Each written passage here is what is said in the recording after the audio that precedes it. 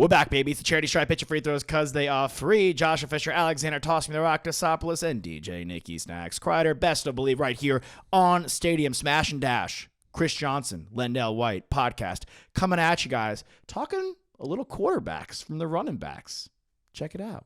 So who takes the blame for that? If we want to go back to when they saying bus, right?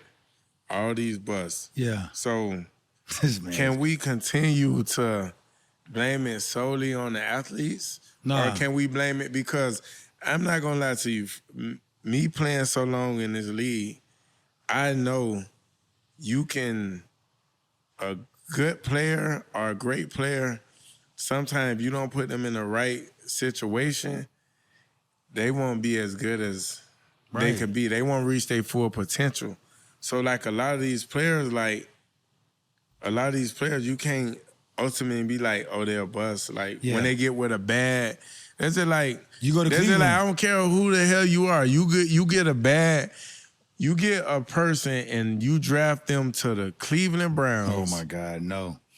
Please don't draft me. No, I'm just saying, you go to Cleveland Browns and they don't be successful. Like, the organization and the culture in Cleveland is just not good. I mean, we say this time and time again. And you know who once told us? A wise man. Jason Campbell was a guest on our show, does Bleav in Auburn. Drafted by the Washington, then Redskins. Then obviously they became the football team. We didn't like it. Then we wanted them to stay as the football team. And now they're the Commanders, and we're used to it. But I still wish they were the football team. Any Hoosers, enough of the beeline. He said that if he wasn't drafted by the Redskins, then the Redskins, he would have been a good quarterback or in a better position, had a better NFL career. And a lot of that bodes true. Look at a lot of these teams that consistently can't develop a quarterback. The Jets, they took Sanchez in the top 10, mucked it up. Didn't have anyone really in between. Tried to ride it with Darnold, took him in the top 5, mucked it up. Zach Wilson, bad rookie year. It really depends on where you end up. Like, look at Mac Jones. Does Mac Jones have the same talent coming out of college that Trevor Lawrence does? No chance. No, but the Jags are a team that mucks it up. Yeah. Bortles, Gabbert. Yeah, the Jags are a complete joke. They're a novicely run franchise. Is that a word? I feel bad, but that's just kind of how it happens. You know, bad teams have to go out and draft quarterbacks to try to save their franchise. And that's obviously not the move. We always say you want to build the line, you want to build the defense, and then you draft a quarterback when you're ready. But they're all looking for that next Peyton Manning. They're all looking for that next Tom Brady, right? I mean, obviously Tom Brady was a 5th-round draft pick, but at the same time, they want to be right. And if you don't have a good coach, if you don't have a good leader at the top in terms of your general manager or even your ownership, then it's not going to work out for you. Urban Meyer was clearly not the right guy in Jacksonville. And train wreck. I feel really bad for Trevor Lawrence because he might be successful at another team, but he also might be psychologically screwed because he spent too much time in Jacksonville. Yeah. I mean, look, the thing is that... And we don't... I just want to clarify, like, the three of us are not QB whisperers by any mean. Obviously, y'all probably can just look at us and know that. But we believe in the talent of guys like Zach Wilson and Trevor Lawrence, Justin Fields. They're NFL players. They have to. Yeah, the Bears are not ready. They're not ready for a quarterback, let alone move up and get one. What are you smoking at that point? Seriously. Like, the players get drug tested, but the general managers and the front office guys don't get drug tested? Like, at what point? It's ridiculous at a certain point. Like, they were completely not in the position to go and get a quarterback, and yet they trade up and get Justin Fields. The Patriots, on the other hand, were in a position to go get a quarterback. Their team was pretty ready. They go get Mac Jones, and after that, they really don't miss a beat, and they make the playoffs. It's not rocket science. You know how unready the Jaguars were? They had back-to-back first overall picks. You know how bad of a franchise you'd be to have back-to-back first overall picks? The Lions did it. Yeah, and they're pathetic. Sorry, they are. Year after year, Netflix is a joke, and so are the Detroit Lions. Let's call a David Spade a David Spade. We have more quarterback talk. We have more talk coming at you guys. Jonathan Stewart's debut, Bleav in Panthers, Desmond Johnson, Skylar Callahan, talking a little bit of expectations for the team in Carolina. Enjoy. I'm just kind of trying to figure out, why are they ignoring the Panthers? They Let me tell you this. I'm gonna DJ. Yo. DJ, let them not talk about us. It's hard, man. It's That's hard. That's where we need. I wear it on my sleeve. I'm just like, we need to be under the radar anyways. Because you want to know something? What? What's up? If the Panthers end up being good, they ain't gonna talk about us anyway. They don't want to talk about us. Facts. They don't want to. That's just the nature of the Carolina Panthers. I still, to this day, I should have made a T-shirt out of it. I still remember them calling us the worst 14-0 team of all time, and I'm like, how does that work? You know what I mean? Like, how does that even work? Like, what? So, like, they don't want to believe. You can't make it make sense. I've said it. Good, Jason.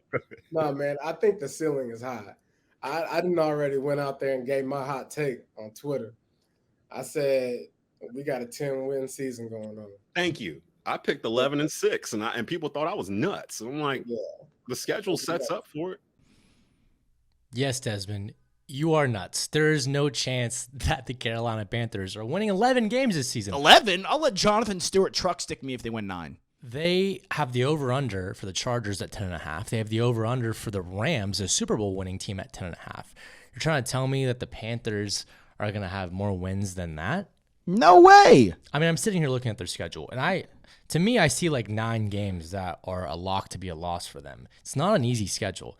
Yes, they do play the Browns week 1. They play the Giants. Okay, but then they get the Cardinals, they get the Saints, they get the Niners, they get the Rams, they get the Bengals, they play the Bucks twice, they play the Broncos, they play the Ravens, they play the Steelers. I mean, these are teams that are good teams, 2 Super Bowl teams from last year, and then the Super Bowl winning team from the year before that as well with Tom Brady twice. And the Saints ain't no slouch this year. Ain't no slouch. We're buying into Jameis, maybe a little blindly, no pun intended. Last time, no, he's going to get Michael Thomas back.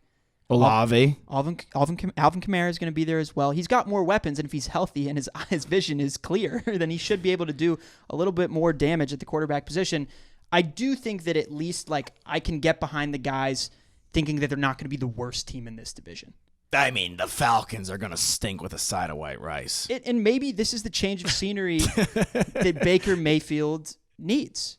I think that's a guy, in regards to talent, we all believed in him. We watched him dice the UT Longhorns when he was at Oklahoma. Yeah, it ruined my Saturday year after year. I mean, he's unenjoyable from Oklahoma. He was good in college. Baker Mayfield's a fine quarterback, and when he was taken first overall, we were like, okay, and we like Darnold. And you know what the crazy thing is?